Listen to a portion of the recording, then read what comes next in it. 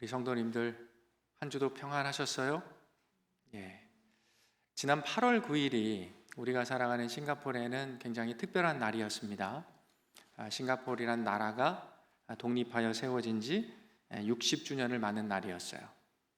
그래서 싱가포르의 이 10이라는 숫자마다 떨어지는 해에는 굉장히 좀 특별한 의미를 부여하지 않습니까? 60주년 특별한 해여서 그런지 이 국가적인 축하 행사들이 굉장히 규모가 컸던 것으로 기억이 됩니다. 그런데 2025년 올해는요, 우리나라 이 대한민국에도 굉장히 의미가 있는 해라는 걸 여러분 아시죠? 광복 80주년을 맞는 해였어요. 그래서 한국에서도 이 광복의 기쁨을 표현하고 함께 나누는 행사들이 전국 방방곡곡에서 열리는 모습들을 제가 영상을 통해 발견해 보게 되었습니다. 나라를 잃었다가 나라를 찾았다. 이 빛을 다시 찾은 광복은요, 그래서 우리나라, 우리 민족에게 아주 특별한 의미가 있다는 겁니다. 저는 광복 80주년을 맞이하면서 그런 생각을 한번 해봤어요. 빼앗긴 나라를 되찾기 위해서 얼마나 많은 사람들의 헌신과 희생과 수고가 있었을까. 그러면서 그 분들을 한 분씩 떠올려 보며 이분들이 가졌던 삶의 공통적인 특징이 하나 있다는 것을 제가 발견하게 되었습니다. 여러분 뭐라고 생각하세요? 이분들은요, 해방의 그날이 반드시 온다는 것을 믿었던 분들이더라고요. 그래서 일제의 수많은 회유와 핍박 속에서도 빛이 회복되는 그날은 반드시 온다라는 그 믿음을 가지고 그날을 꿋꿋이 인내하며 기다렸다는 특징이 있더라고요. 여러분, 그 당시에 수많은 사람들이 있었습니다. 나라를 잃었다는 현실 때문에 좌절하고 낙심했던 수많은 사람들이 있었어요. 그 사람들이 훨씬 더 많았겠죠. 내 조국, 내 나라를 집어삼킨 일제에 그래서 무릎을 꿇고 타협을 하고 변절을 하는 수많은 사람들이 있었다는 거예요. 어떤 사람들은 일제의 영향 아래에서 편안한 삶을 보장해 줄게, 이러한 회유 속에 내 나라를 변절하는 사람들도 있었다는 것입니다. 그런데 우리가 광복절을 맞이할 때마다 떠올리면서 감사하는 분들이 있어요. 일명 순국선열이라고 하시는 분들은 무릎 꿇지 않았더라고요. 왜 그렇습니까? 그날은 반드시 온다는 믿음이, 다시 내 나라가 회복되게 될 것이다, 그 해방의 날은 언젠가 반드시 온다라는 그 믿음이 그들의 마음을 붙들고 있었기 때문인 거예요. 여러분, 신약 성경 가운데 이 빌립보서라는 책이 있죠. 빌립보서 3장 20절 말씀은 이렇게 기록하고 있습니다. 그러나 우리의 시민권은 하늘에 있는지라 거기로부터 구원하는 자 곧 예수 그리스도를 기다리노니. 우리 성도님들이 가지고 있는 패스포트는 어느 나라의 패스포트이신가요? 우리는 두 발을 이 땅에 딛고 살아가죠. 우리 각자가 속한 이 땅의 국적은 서로 간에 다 다를 수가 있습니다. 그러나 우리 모두가 반드시 기억해야 되는 것이 있어요. 하나님께 속한 하나님 나라의 영향력 아래에 있는 하나님 나라의 시티즌이구나, 내가 그런 존재이구나, 이것을 우리가 살아가는 동안 잊어서는 안 된다는 겁니다.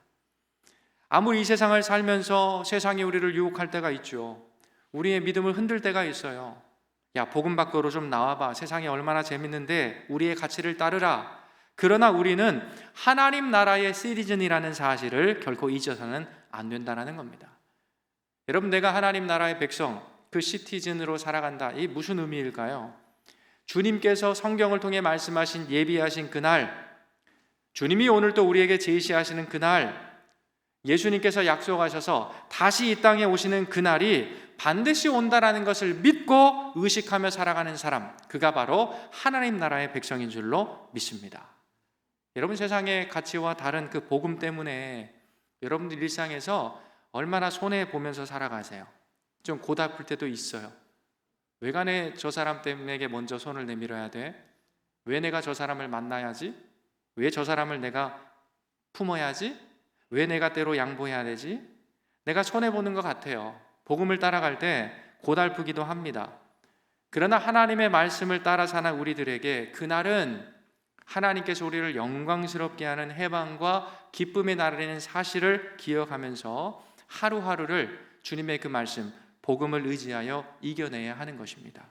이것이 하나님 나라의 시민권을 가진 우리 성도들의 삶의 모습인 거예요. 그래서 여러분, 오늘 우리는 또다시 요한계시록을 펼치고 있는 것입니다. 오늘 우리가 소아시아의 7교회 가운데 5번째 교회인 이 사대교회에 주시는 주님의 말씀을 통해서 우리 교회의 건강과 또 우리의 신앙의 모습을 다시 한번 점검해 보려고 하는 것입니다. 여러분, 이 사대교회가 서 있었던 이 사대 지역은 당시에 이 사치와 부요의 대명사로 알려져 있는 도시였습니다. 그도 그럴 것이 그 지역에는요, 가장 큰 규모의 금맥이 흐르고 있었어요. 금 생산지가 바로 사대 지역이기 때문이에요. 그래서 금과 관련된 여러 가지 제조업이 성행을 이룹니다. 특별히 이 금화를 세공하는 금화 세공업이 가장 발달할 지역이 이 사대교회가 서 있었던 사대라는 도시였습니다. 한번 상상해 보십시오. 돈이 넘쳐나요. 그래서 이것이 어디로 갑니까? 육체의 쾌락을 즐기는 사치로 가득한 지역, 그것이 바로 사대였습니다. 이렇게 부유함이 넘치는 도시이다 보니까 이 지역을 차지하기 위해서 주변에 많은 열강들이 눈독을 들이는 거죠. 강대국들 사이에 이 지역을 놓고 치열한 전쟁들이 빈번하게 벌어지게 된 것입니다. 여러분, 전쟁이라는 것은 사람의 생명, 죽음과 직결되어 있는 문제예요. 그래서 전쟁이 빈번한 지역의 사람들은요, 영원히 피폐합니다. 왜요? 언제 죽을지 모른다라는 죽음에 대한 공포, 두려움이 사람들의 마음을 붙들고 있기 때문이에요. 반대급부적으로 이러한 상황에서 사대의 도시에 살아가는 많은 사람들이 추구했던 것이 있습니다. 내 마음에 안정을 줄 수 있는 종교에 대한 열심이었다라는 거죠. 여러분, 전쟁이 주는 불안감이 이 사대라는 도시에 살아가는 사람들에게 종교에 대한 열망을 지금 불러일으키고 있습니다. 그래서 사대 사람들은요, 특히 종교에 대한 열망이 충만했던 사람들이었어요. 그런데 이 사대 도시에 살아가는 사람들, 가진 이 종교에 대한 열망이 그 도시에 온통 퍼져 있는 우상의 종교들과 깊은 연결이 되어 있었다는 데 문제가 있습니다. 자, 그런데 이러한 상황과 분위기 속에서, 이런 상황 가운데서 예수 그리스도의 복음이 사대 지역에 살아가고 있는 그 사람들에게 들어오게 된 거예요. 여러분, 그 복음이 어떻게 됐을 것 같습니까? 이런 환경에 놓여진 사대 지방에 전달된 복음이 사람들에 의해서 금세 혼합주의적인 성격으로 변질되고 말더라라는 겁니다. 여러분, 이미도 그 사대 지역에 들어와 있었던 여러 이방 종교들이 있어요. 그들이 불어넣는 세계관들이 있다고요. 삶의 가치관들이 있습니다. 거기에 더하여 이 사람들이 현실적인 욕구들을 뿜뿜 뿜어내면 이 모든 것이 어우러져 뒤섞여 버린 겁니다. 여러분, 사실 요즘 우리 시대에도 이렇게 둘러보면 그렇지만 이 이방 종교, 또 세상의 유행, 세상에 흘러가는 가치와 어우러진 이 복음, 기독교를요, 사람들을 모으는데 얼마나 탁월하게 이용되고 있는지 몰라요. 당시 사람들이 원했던 것, 사람들의 입맛과 니드에 맞춰가는 복음을 전했으니까 그 당시의 사대교회에 얼마나 많은 사람들이 매력을 느끼고 찾아왔겠느냐라는 것입니다. 사대라는 도시, 돈이 넘쳐나 활기가 있습니다. 쾌락과 향락으로 사람들마다 저마다 흥청망청 살아갑니다. 그런데 전쟁의 공포와 위험을 이 종교가 달려주고 있는 것이죠. 이런 분위기가 그 사대교회에 그대로 흘러 들어오게 되었다라는 거예요. 여러분, 교회에 사람들이 넘쳐나고 사람들이 몰려드니까 사람들의 기준과 사람들의 눈에는요, 그 교회에 열광하는 거예요. 아, 활력이 넘치는구나. 역시 교회는 생명력이 넘친다. 사람들의 기준이고 칭찬이었습니다. 요즘 말로 하면 비약적인 부흥이 그 교회 안에 엄청나게 일어나게 된 거예요. 자, 그런데 우리 눈에 이렇게 보여지는 그 사대교회에 하시는 주님의 말씀이 굉장히 충격적이라는 거죠. 여러분, 1절부터 우리 주님은 단도직입적으로 이 사대교회를 향하여 자신의 평가를 이렇게 말씀하고 있어요. 제가 한번 읽어드립니다. 사대교회의 사자에게 편지하라. 하나님의 7영과 7뼈를 가진 이가 이르시되 내가 너의 행위를 안다. 내가 살았다 하는 이름은 가졌으나 실상은 죽은 자로다. 이것이 사대교회를 향한 주님의 평가였다라는 거예요. 여러분, 주님은 말씀하십니다. 내가 너의 행위를 다 안다. 여러분, 도대체 사대교회의 행위가 어떠했길래 주님은 너의 행위를 내가 다 안다 하면서 너는 살았다 하지만 실상은 죽은 자다라고 말씀하시는 것입니까? 방금 설명한 내용들을 들어보면 교회마다요 넘쳐나는 역동적인 행위가 있잖아요. 그런데 왜 예수님은 그들을 향하여 너는 살았다 하지만 너는 정작 죽은 자다라고 지금 평가하고 있느냐라는 거예요. 예수님의 평가가 왜 이렇게 냉정한가라는 것입니다.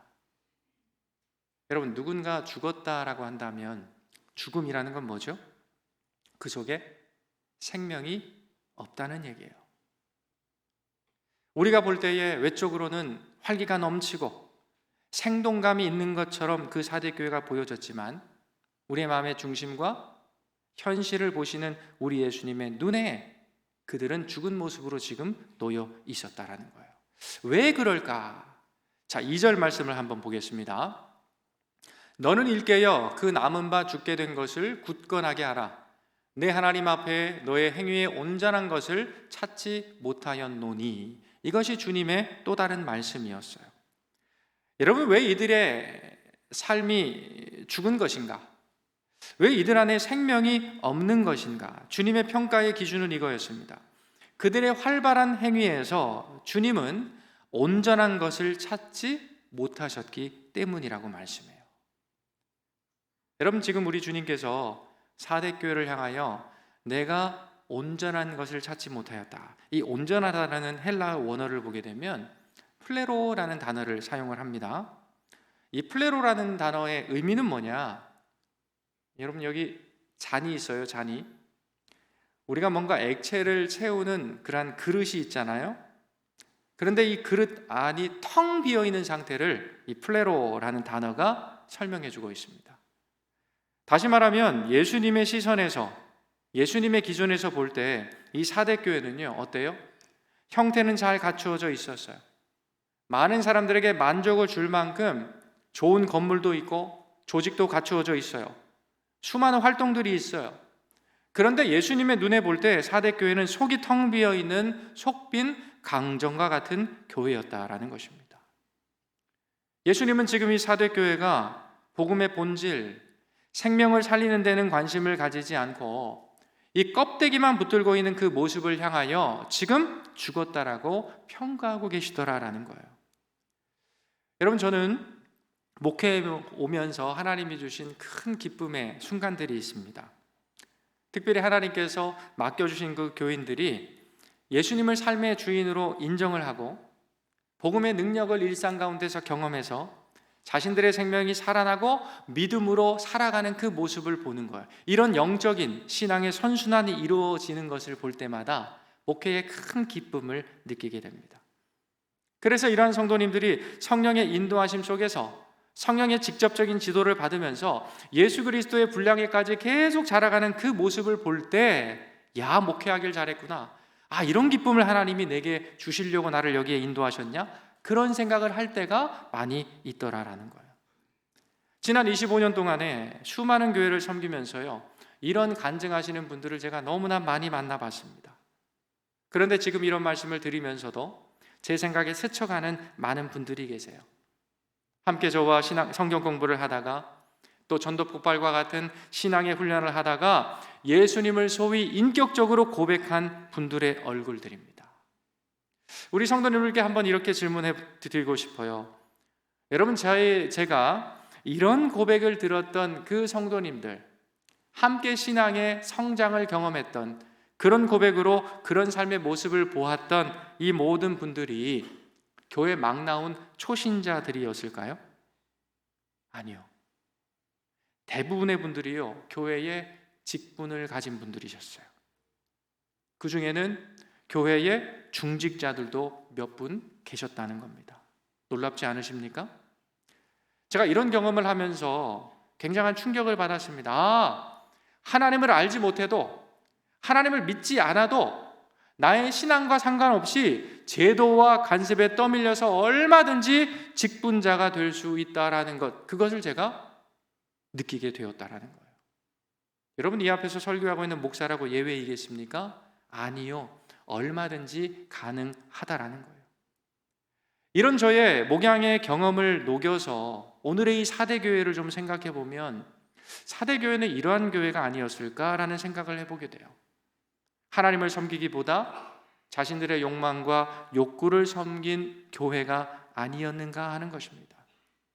사대라는 이 도시 사람들이 가졌던 종교적인 성향을 제가 앞서 말씀드렸어요.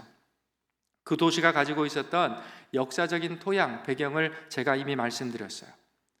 이 모든 것들을 이유로 해서 사대교회에 모인 사람들이 듣고자 했던 복음은 그날을 기다리며 십자가의 순종으로 나아가는 예수 그리스도의 그 십자가의 복음이 아니었던 거죠. 그저 이 땅을 사는 동안 내 삶이 다인 웰빙의 복음이라고 할까요?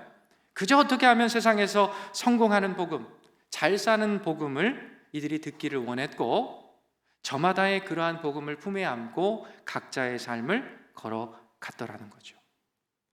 또 여러분, 이 사대교회도 그렇습니다. 교회가 하나님의 뜻이 아니라요, 사람의 필요에 맞춰서 경영을 하는 거예요. 모이는 사람들의 입맛에도 맞으니까요, 그 교회에 수많은 교인들이 몰려오게 되었던 것입니다. 이것이 사대교회의 실상이었다라는 거예요. 또 이렇게 몰려온 사람들마다 끼리끼리 모여서 구제를 합니다. 봉사와 나눔을 갖습니다. 그런데 예수님께 우리의 마음이 그 중심이 없으니까, 생명에 대한 관심과 애정이 없으니까 이런 활동 자체가 복음의 핵심 무엇입니까? 생명을 살리고 하나님의 생기를 불어넣는 역사를 보장하지 못하더라라는 거예요. 그저 세상에서 벌어지는 활동과 다르지 않은 마음 맞는 사람들끼리의 사교의 장으로 전락하고 말았다는 것입니다.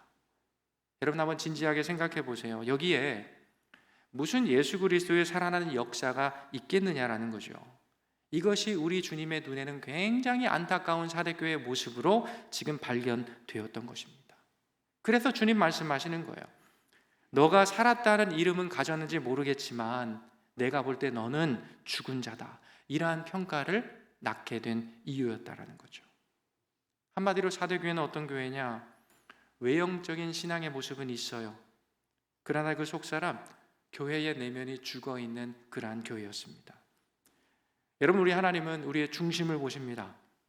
우리의 마음과 우리의 생각의 동기가 어디 있는지를 보시는 분이세요. 우리의 속을 신랄하게 꿰뚫어 보시는 그 하나님의 눈에 사대교회는 지금 생명력을 잃어버린 죽은 교회로 서 있었다라는 거죠.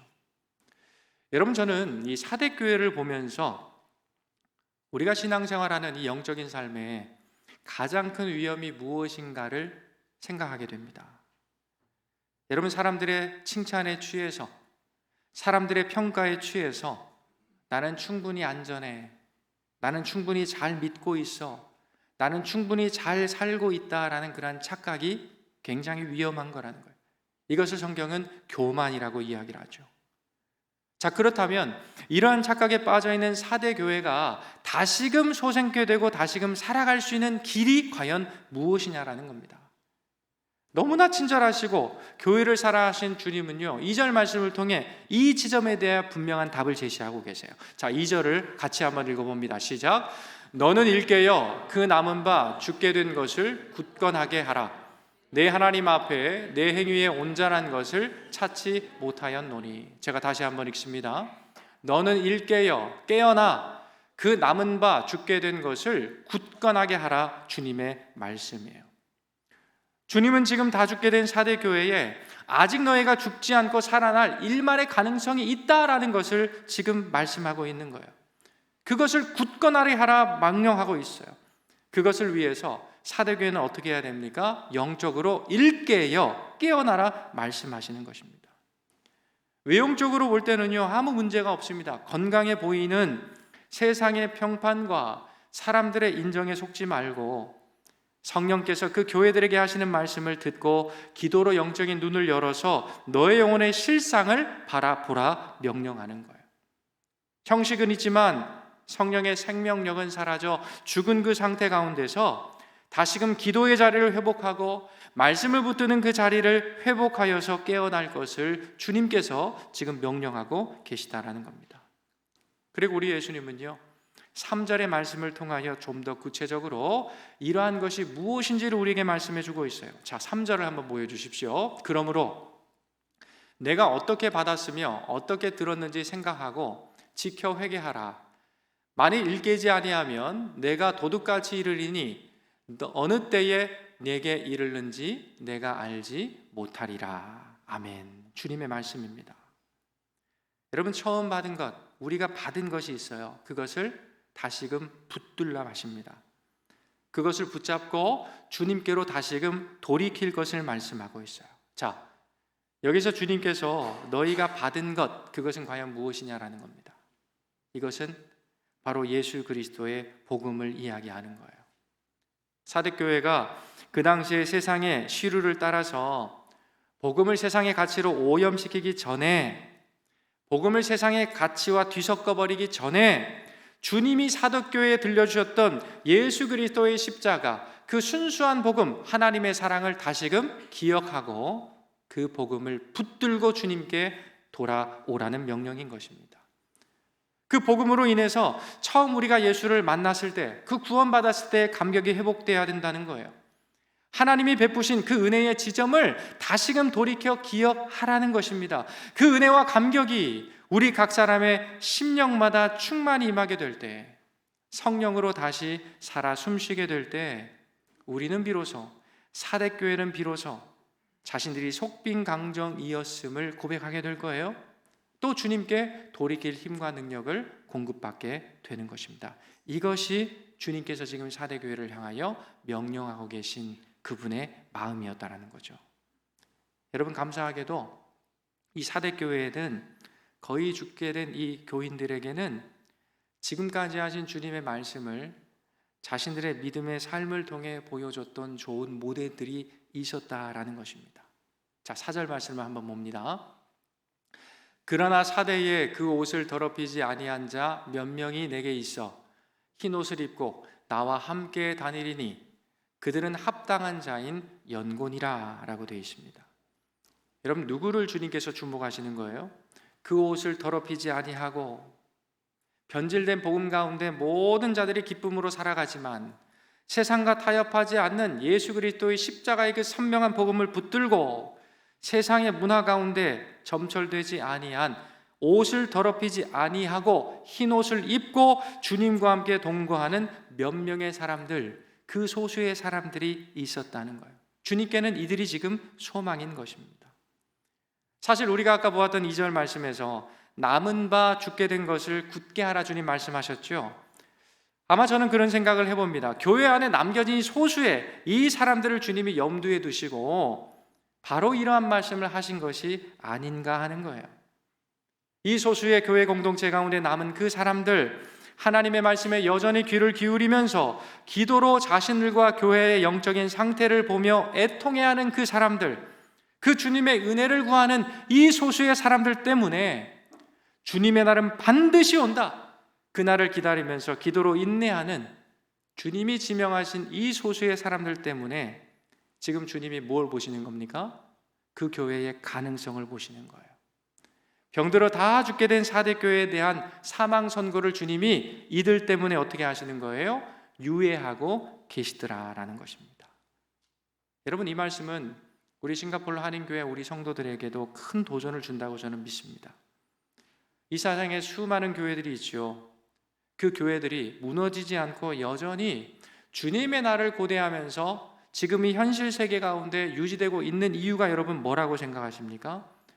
저는 오늘의 말씀 따라 바로 이런 사람들이 아직도 있기 때문에 주님께서 교회를 유지하신다고 저는 믿습니다. 우리 싱가포르 한인교회도 마찬가지이죠. 지난 45년 동안 우리 교회가 여기까지 오며 45년 동안 유지될 수 있었던 이유는 무엇이냐? 사람들의 눈에 드러나지는 않아요. 그러나 보이지 않는 그곳에서 신앙을 지켜 주님을 구하는 그러한 성도들이 있다는 얘기죠. 주님을 바라면서 하나님, 세상에 많은 사람들이 배교하고 세상의 문화 가운데 타협한다 할지라도 나만큼은 주님의 십자가의 그 선명한 복음을 붙들고 주님 나를 찾아오신 그 은혜의 감격을 늘 회복하며 기도의 자리 가운데서 그 날을 기다리는 믿음의 사람으로 서기를 원합니다. 나의 영혼과 우리 교회의 현실을 끌어안고 주님께 통하며 기도하는 소수의 남은 자들을 주님이 지금도 바라보고 계시기 때문인 것입니다. 여러분, 하나님께서는요, 지금도 이러한 사람들을 통해 일하신다는 것을 우리가 기억해야 돼요. 다 죽어가는 그 교회를 유지시키신 이유가 무엇이냐? 말씀과 기도로 주님의 은혜를 구하는 이러한 사람들, 바로 저와 여러분, 그 한 사람 한 사람으로 인하여 주님은 교회를 지금도 다시금 살려가고 계시더라라는 겁니다. 저는 주님 앞에 우리 싱가포르 한인교회에서 1년 남짓의 시간을 함께 보내시지만요, 그러한 기도를 합니다. 하나님, 우리 교회가 이러한 성도들로 가득하기를 원합니다. 하나님, 우리 교회가 그런 교회가 되기를 원합니다. 하나님께서 우리 싱가포르 한인교회와 우리 성도들의 그 믿음, 주님을 향한 기도를 보시고, 그래, 내가 너 때문에 이 세상의 수많은 선교지의 그 교회와 선교의 현장을 내가 유지하겠다, 그런 칭찬 듣는 교회로 서기를 원하는 것입니다. 지금 우리 성도님들이 나의 모습을 바라보시면서 아우, 난 부족한데, 나의 지금 모습은 한참 멀었는데, 그렇게 생각하실 수도 있어요. 그러나 여러분, 괜찮습니다. 주님께서 하실 일이에요. 우리가 주님을 바라고 주님 앞에 엎드려 그 말씀에 순종한다면 주님께서 우리를 세우셔서 주님을 사모하는 우리의 마음을 주님께서 기쁘게 받으셔서 우리를 끊임없이 말씀 안에 계속적인 성장을 이루게 하실 것이고요, 그 작은 순종의 삶으로 나도 살 뿐만 아니라 남을 살리는 그런 성도요 교회로 우리 싱가포르 한인교회를 더욱 견실히 세워날 것을 믿습니다. 여러분, 우리 교회가 그런 교회 되기를 원하는 거예요. 사람을 의식하는 교회가 아니에요. 사람의 칭찬에 갈급해하는 그런 성도가 아니라는 겁니다. 하나님께서 나를, 우리 교회를 지금 어떻게 보고 계시는가, 어떻게 평가하실까, 그 하나님의 또렷한 시선만을 의식하면서 말씀과 기도의 자리에서 교회를 살리고 내 삶을 살리는 주님과 끝까지 동행하는 순결한 믿음의 사람들로 가득히 채워지기를 갈망하는 것입니다. 사랑하는 성도 여러분, 오늘 여러분은 이 사대교회에 들려주시는 주님의 말씀으로 과연 어떤 도전을 받고 계십니까? 내 마음에 부딪혀온 다가온 그 한 가지의 메시지를 붙들고 이제는 삶의 현장 속에서 그날을 기다리며 이제는 행동하는 그러한 성도들로 견고히 서가시기를 간절히 소망합니다. 제가 설교 처음에 말씀드렸죠. 그날은요, 주님께서 오시겠다 하시는 그날은 반드시 언젠가 찾아오게 돼 있어요. 그날 우리 모두가 주님 앞에 주님의 시선이 지목된 흰옷 입은 정결한 성도들, 또 하나님 앞에 생명으로 가득한 살아있는 교회로 든든히 세워져서 주님이 오시는 그날에 세상 사람들에게 이름난 그런 교회이기보다는 예수의 생명으로 가득한 충만한 교회가 되셔서요, 우리 주님께로부터 네가 가진 살았다는 이름처럼 정말 너희가 생명으로 충만한 교회이구나 칭찬 듣는 교회로 견고히 세워져가는 은혜가 있기를 간절히 소망하는 것입니다. 그 은혜가 한 주를 살아가시는, 또 주님의 그날을 소망하면서 그날까지 한 믿음으로 걸어가는 우리 싱가포르 한인교회와 오늘 예배에 참여한 모든 주의 백성들 되시기를 우리 주님의 이름으로 간절히 축복합니다. 아멘. 기도하겠습니다.